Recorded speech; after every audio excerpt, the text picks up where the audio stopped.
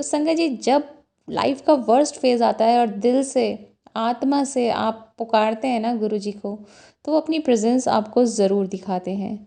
एक बार एक आंटी जिनकी मदर को अर्थराइटिस का अटैक आया था, तो संगत जी बहुत पेन में थी उनकी मदर, इंजेक्शंस लग रहे थे, वो तो हिल भी नहीं पा रही थी बेड से। जब गुरु जी को उनके बारे में बताया, तो गुरुजी उस टाइम जालंधर मंदिर में थे और उन्होंने बोला मामी को इधर लेकर आओ।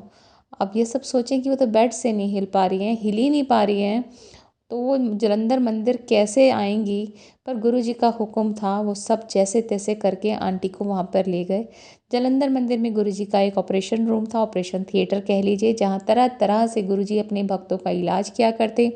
किसी का पान के पत्तों से तो किसी का चम्मच से, वो क्या करते हमें भी नहीं पता। आंटी का यही कहना है कि उनकी जो मदर है, जब वो उस रूम में गई तो कई घंटों तक सोई। और पहले ही उस दिन जब वो गई दर्शन में जालंधर मंदिर गुरुजी के पास, तो 90% ठीक हो गई थी संगत जी। बाकी का जो 10% था वो अगले 2-3 महीनों में ठीक हुआ।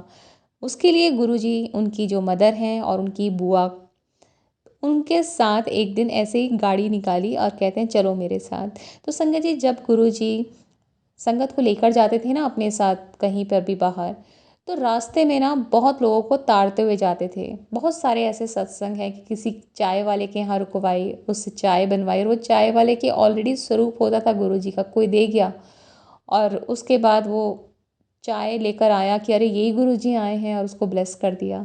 ऐसे ही कहीं और गए तो वहाँ नाव वाला था कि नहीं इसी पर्टिकुलर नाव में आपको बैठना है, उस नाव वालों को उतारना है।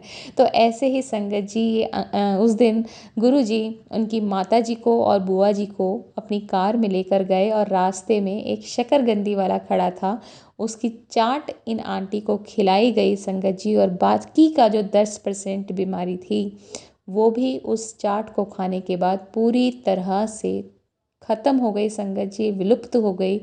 30 साल से ऊपर हो गए हैं, वो बीमारी कभी भी आंटी की मदर को लौट कर नहीं आई संगत जी।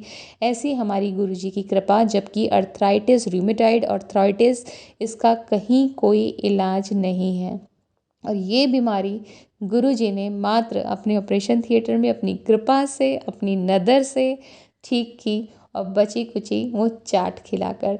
संगत जी, गुरु जी को ऐसे माध्यम की ज़रूरत नहीं है, ईश्वर हैं वो, ये सब ना वो हमारे सेटिस्फेक्शन के लिए करते हैं।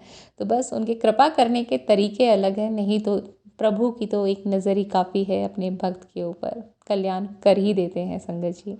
जय गुरु जी, शुक्राना गुरु जी।